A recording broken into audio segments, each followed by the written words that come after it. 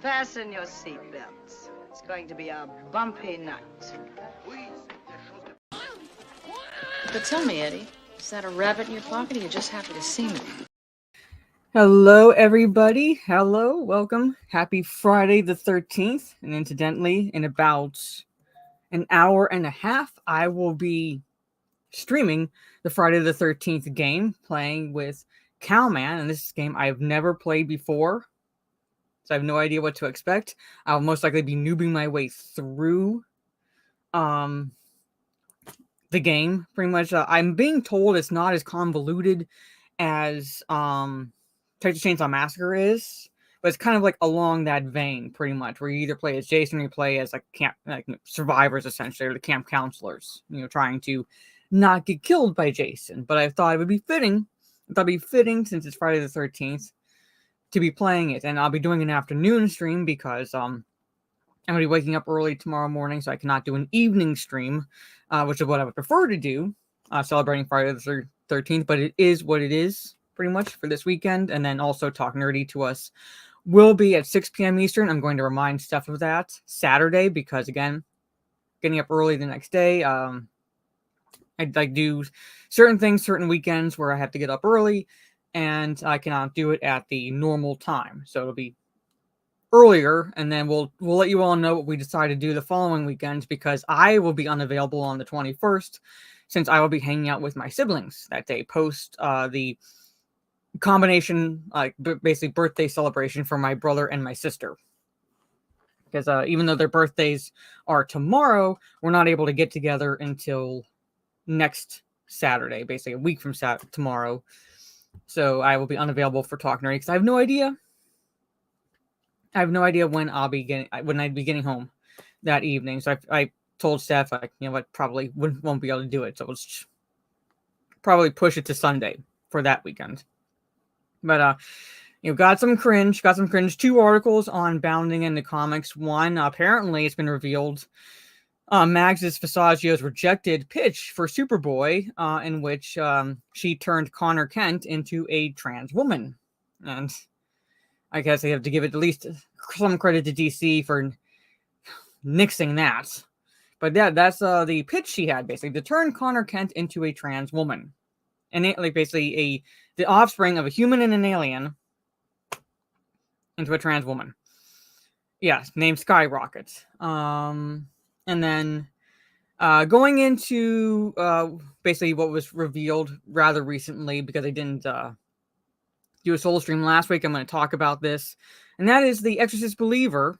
All right, that new movie that I'd not really anticipated, but thought about seeing until word got around, and then following the word, a clip going around where you have Ellen Burstyn's character, basically returning from the original film, blaming the Patriarchy for her not participating in the original exorcism of her daughter.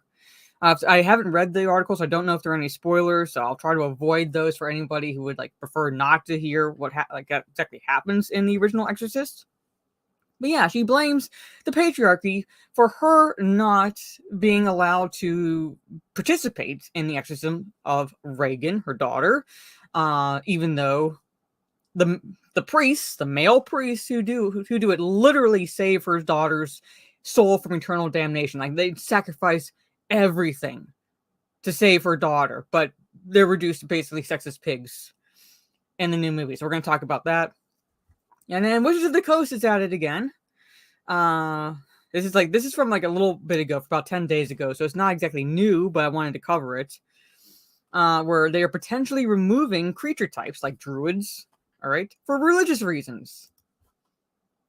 No one up until recently, when the SJW started really permeating the D&D crowd, did anybody have any fucking issue with druids, wizards, clerics, or anything of that nature? I think clerics are far more fucking religious type than druids, but they're potentially going to remove those classes for religious reasons. So we'll go into that after I say hello to the chat. So from the top, I see Trey Courtney ready for the cringe. Well, hopefully it doesn't, Hopefully it doesn't ruin your Friday the 13th, pretty much. Kind of raven hair beauty. Yes, I'm just shy of black hair, pretty much. Listen to this on replay, helping my parents with stuff. No worries. No worries, Gravy. No worries if like you're lurking. If you're not able to do it, hope you enjoy the replay. Yep. Happy Friday the 13th again, everyone. Hello, Haterosaurus. Good to see you. Corey, what is up? Yes, I'm almost at 300 on Kick. I'm about 35 away from 300 on Kick. Mr. Bentham, what is up? Yes. Well, because it must have been removed from the Game Pass rotation. And I realized that just too late because it's available through Game Pass, but I still have to pay for it. So I might try to find a cheaper route to do it, which means I might have to put it onto my PC because there's a way to get it for cheaper. But yeah, pretty much. That's all I'm gonna say to that. And I hope she finishes it too. Like I said, I might be evil, but I'm not completely heartless because after her streams, after she plays Resident Evil 7, I always send her funny reels on Instagram so that way she has a laugh before she goes to sleep. So I'm not completely heartless. But I hope she finishes it because I really want to see her fight the Arachnocunt to see how she handles that. I did not see the beginning of Steph's stream, so I'm assuming based on how quickly she handled Gramps, or Jack, I should say, that she's probably playing it more on easy mode, whereas I was playing it on normal. So I'm just gonna kind of throw that out there. Nothing at all whatsoever to against her gaming skills. I'm just saying it happened pretty quickly, so I'm assuming she went the easy mode route with this game because she doesn't like horror games. Patriarchy, yes, wins. Yes. Blame the Patriarchy. Hello, Sultan. Good to see you. Hello, Terra Crystal. Happy to see you as well. I'll let you know when... So I think the Wednesday dress was processed, but I don't think it's shipped yet, but I'll let you know. And I'll let you know when the cosplay arrives, because it's shipped, but I have not seen when it exactly should be arriving just yet. Yes, I dyed my hair in time for Halloween, darker, so it should work. Pendulum is swinging back, yeah. Yeah, how about the fact that she wasn't a fucking priest? How about she wasn't trained? Like, she is the quintessential novice in that case, pretty much. So, and maybe the priest just wanted to, one, protect her because the demon would use every trick in the book to weaken her resolve. All right, so wanted to protect her and so forth. And two, they didn't want her to witness what was going on with their daughter because it really was pretty damn fucking horrific. All right, it really was pretty damn horrific. So I don't know, they're thinking about your welfare, lady, but no, they're sexist pigs, pretty much. It's the 90s again, Wolfie. Well, no, because the 90s didn't suck this much. So so yes, that's what I'm looking forward to. Like I said, I do technically know how to braid, but I don't know how to braid my own hair. So most likely it will be pigtails when I wear the Wednesday dress. And I do plan on wearing that Wednesdays. I say particularly in October, but fuck it, maybe even past October. All right, I'm gonna try to keep this dark hair as long as possible. So I'll have the Wednesday dress for Wednesday streams. But anyway, so I'm just gonna start with let's just start with Mags. Mags Vissagio, the fucking gift that keeps on giving when it comes to comic book properties. Share screen. All right. Come on, shared StreamYard, you cunts. Anyway. Okay, so Mags Vissagio, who is basically the bane of comic book fans, reveals that she had a pitch for Superboy, I should say, Connor Kent, the offspring of a human and an alien, pretty much. He's really not entirely human, but even then, that she was going to turn him into a trans woman.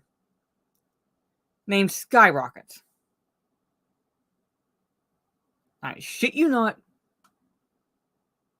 This was going around on Twitter. And that was, so she's revealing that, so, yeah, I think it was a clone, right? Like, but he's not human. He's not human. Alright? So it's like he wouldn't have necessarily the same biology of a human being.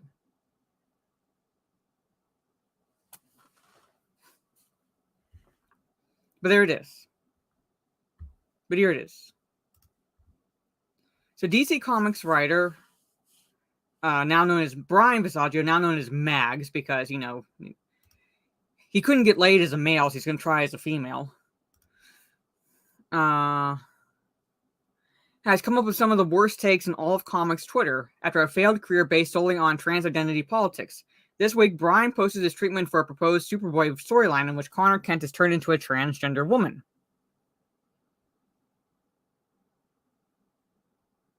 Alright? Adventures of Superman when he was a boy. Yeah. Fucking Christ. Yeah.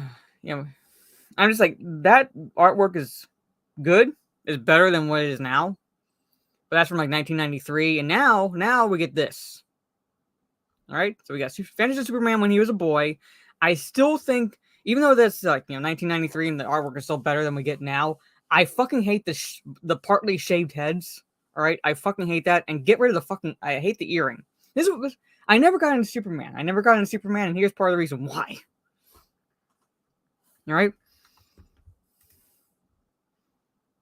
Okay, Vissagio came to prominence several years ago with a book titled Vagrant Queen, mostly gaining fame because the YouTube channel Diversity in Comics would criticize his work and his woke hot takes on Twitter. Over the years, Vissagio has failed to get much further in his career after the sci-fi adaptation flopped with poor ratings, resulting in it getting canceled after one season.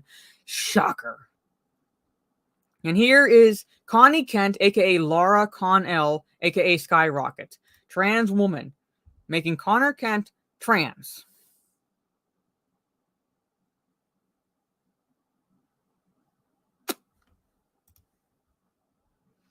Since it's never going to happen, yes, I was going to make Connor Kent a trans girl. I give you Skyrocket, my master plan for a story that will never happen.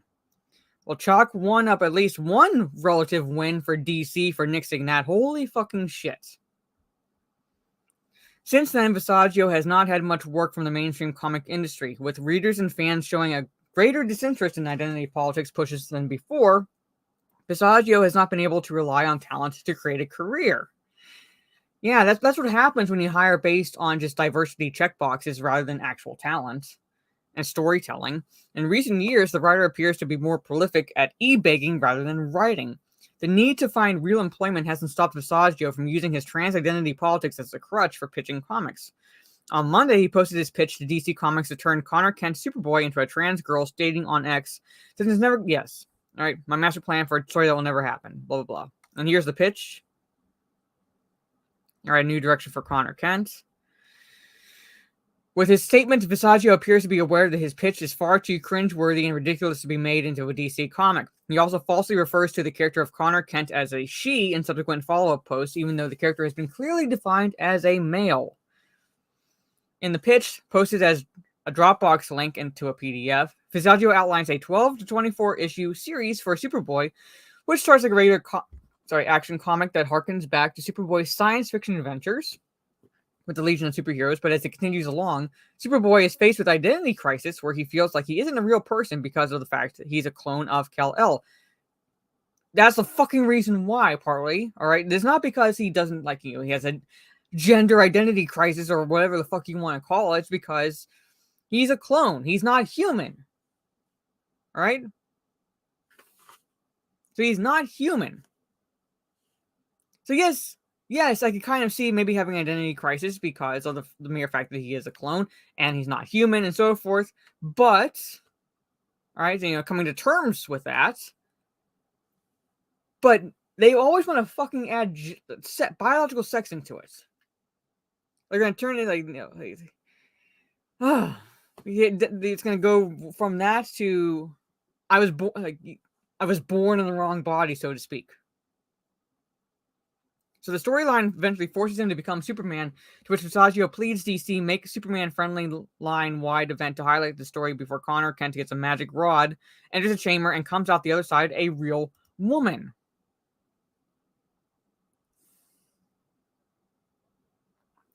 This bait and switch is where the whole storyline goes off the rails and becomes a self-insert to where Vissagio appears to wish it was him represented in Superboy rather than keeping the character in line with Connor Kent's past history. And look, Connor already dresses like a lesbian. Well, way to stereotype lesbians, all right?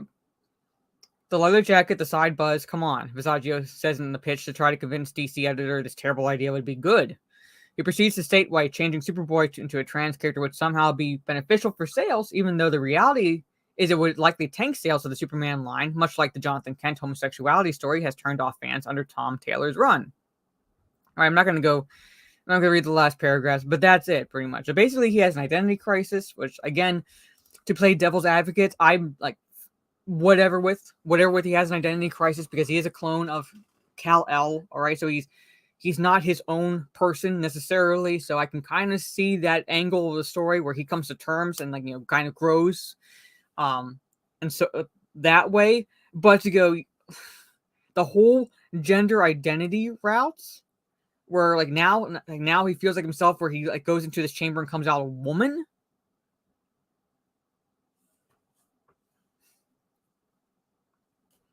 It's insanely retarded. Insanely retarded. Yeah.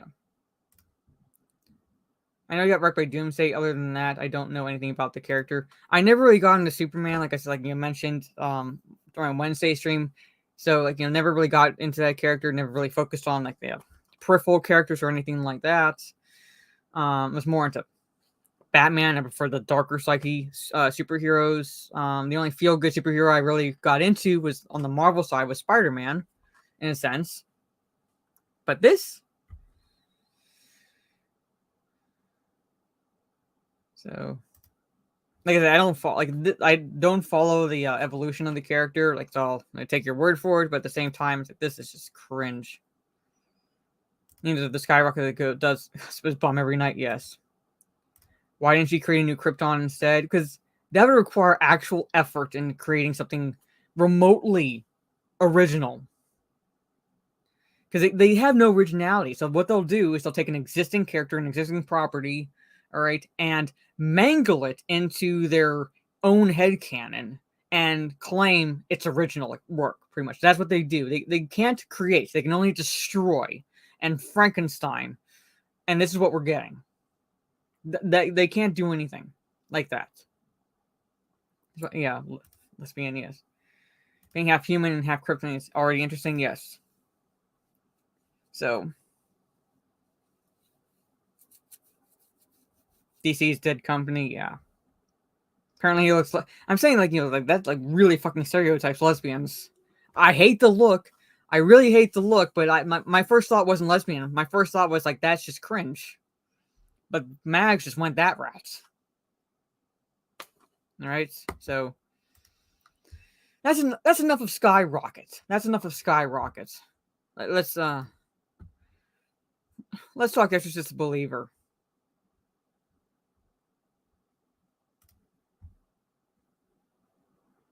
All right. I know it was the 90s, but I never even then I never liked the look. I was like, either shave it all off or don't. I was like, you know, like it's like it looks like you get to a point where it's like you just get lazy and just stop. I never understood that look. I never understood the edginess to it or anything. I was just, I don't know. It just never looked good to me. It didn't matter who was like wearing the hairstyle. I've not watched Exorcist Believer yet. I've not sailed the high seas yet for that shit. But here it is.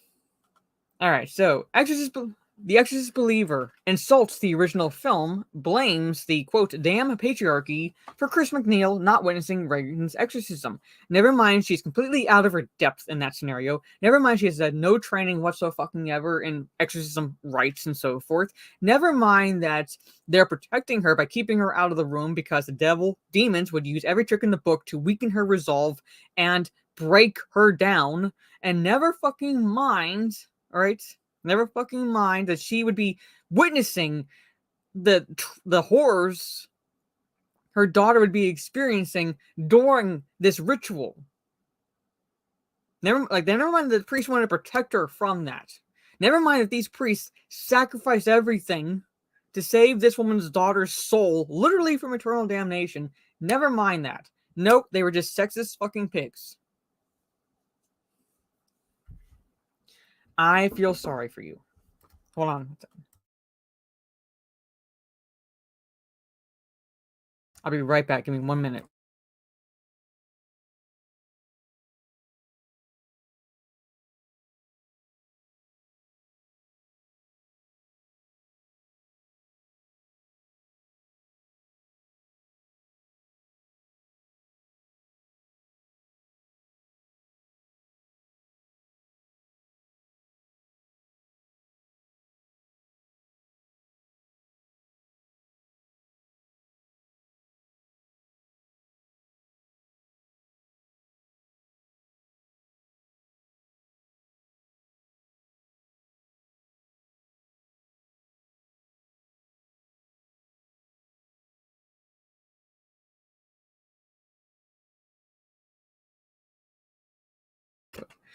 Sorry about that, chat. I'm going to kind of speed through the next couple articles because, long story short, my sister was in a car accident yesterday, and the place where her vehicle was towed to wants her to get all her stuff out of the vehicle. So I'm going to have to kind of speed through this as quickly as possible. Her car is her Subaru SUV, pretty much. So it's so the car itself probably looks worse than it actually is. And she's fine. She's fine, but I have to kind of speed through this. But anyway. So, in a moment of screenwriting ripped straight from the trash bin of many college English class, Exorcist Believer has been found to feature a scene wherein returning Chris McNeil blames the damn patriarchy for the fact that she was barred from witnessing her daughter's exorcism in the series' original film. Helmed by Halloween reboot trilogy and Pineapple Express director David Gordon Green, Believer centers on the story of Angela Fielding and her best friend Catherine, two young girls who find themselves possessed by Lamashtu, an ancient Sumerian demon who specifically preyed upon birthing mothers and their children. How one demon is able to possess two children, I have no fucking idea, but somehow that's the premise of this movie. It's one fucking demon possessing two children. How that fucking works, I have no idea. All right.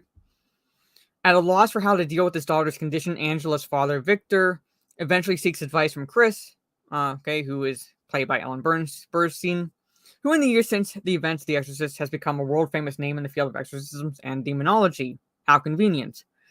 The moment in question, as shared by Twitter user John's Longs, occurs amidst Chris and Victor's first in-person meeting, where Chris reveals to Victor, I never saw The Exorcism, they wouldn't let me.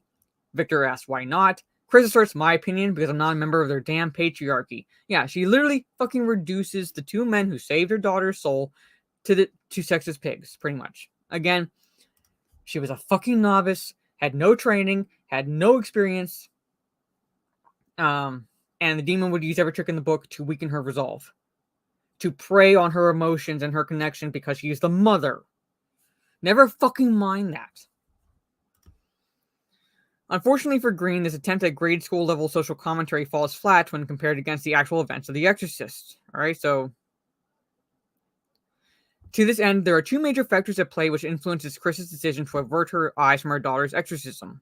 The first is the fact that despite her daughter's current situation, Chris still loves and cares for Reagan. The second is that Chris is not herself qualified to perform the rite, and thus, as per the United States Conference of Catholic Bishops, her potential assistance in the act would be limited to either serving as a passive observer, holding her daughter still, or only with the explicit permission of a given exorcist, reciting specifically designated minor prayers. Right? So So even if she was allowed in the room, her involvement would be extremely limited at best, like, because she's not qualified.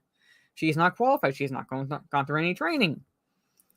So, with limited options to provide assistance and wishing to avoid seeing Reagan, all right, she doesn't witness it.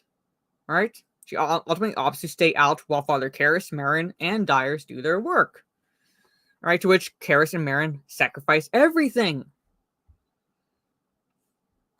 And that's it. That article is like shorter than I expected, but there it is.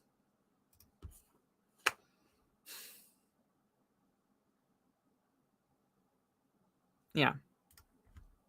So I myself have never participated in any of like the exorcism rites, but I've like seen, and I'm like, dear Christ, what happens? I wouldn't want to witness it.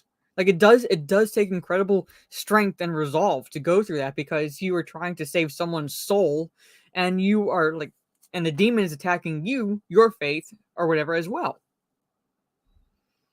But anyway, I gotta go through this third article fast so I can help my sister before the gaming stream. Wizard of the Coast is added again. Potentially removing creature types like druids for religious reasons. Never mind, the druids were actual things, are actual, all right, things, right? People would call themselves druids. For religious reasons. Like, who the fuck is getting offended at a druid in a tabletop RPG? Yeah, she would have been traumatized for sure. From hell, where no men where a place where no men exist and they have to get by on their own. Yes. Oh my god, I believe it. With which a non-starter is a type, will druid and shaman soon be on chopping block at Wizards of the Coast? So MTG has long taken inspiration from real-world sources, blah blah blah, from history to myth, and a recent discussion on Rosewater's blog around declining to use witch as a creature type, as revealed that Wizards of the Coast is potentially looking into retiring some of the older creature types like druid and shaman. Why are you removing any of them? So Magic the Gathering is removing witch. All right, literally a game that has magic in the title is removing witch. Go fucking figure, right? And now Wizards of the Coast is thinking about removing druid and shaman. All right.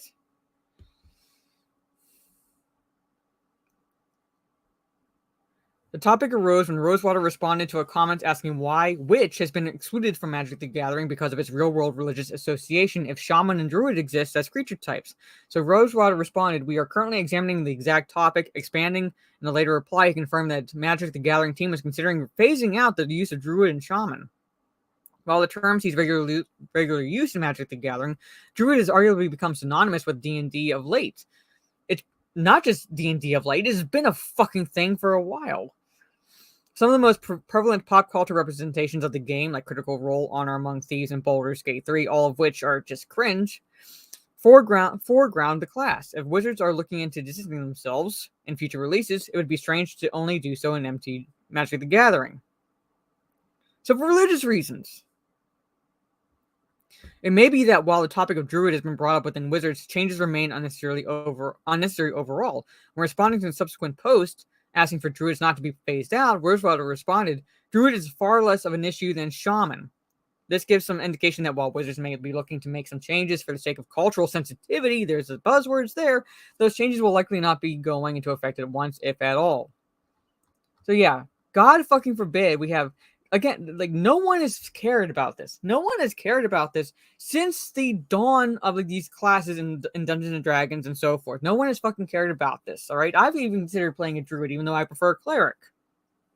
If I were going to change my class at all, like going back to regular Stieg, our DM has said, if we go back to regular D&D, all right, you have to pick a class and you have to pick a race you have not played before, all right? And I was toying with possibly playing as a druid. All right? I've never played druid before. I've always preferred cleric. All right? Fighters believe in violence. Rogues promote stealing. Mages promote devil worship. Yeah. Not witches, yeah. Like what? Literally magic is in the title. And you're removing a class that does magic. All right? So I'm like sorry to like be speeding through this with you guys, but like I said, I had to help my sister so that way I have time to get back in time for the gaming stream. But there it is, chat. So this is going to be a shorter live stream because of that. Because my sister has to get, she's still technically working from home, but so she has to be quick about it as well. So I'm going to help her clear stuff out of her car, and hopefully be back in time around 2 p.m. for the gaming stream, and to be able to eat something for lunch since I haven't had a chance to eat anything yet. But again, thank you all for hanging out with me. All right, so about an hour, hopefully, fingers crossed, I will be live on Kick playing some Friday the 13th along with Cowman. So, short outro. Have a good rest of your day or evening, depending on where you are in the world. And I will see you all in about an hour trying to survive Jason. Peace.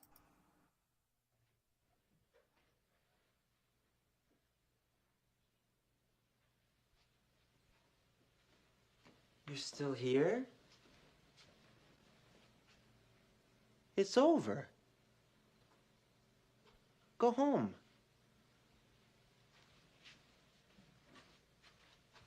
Go.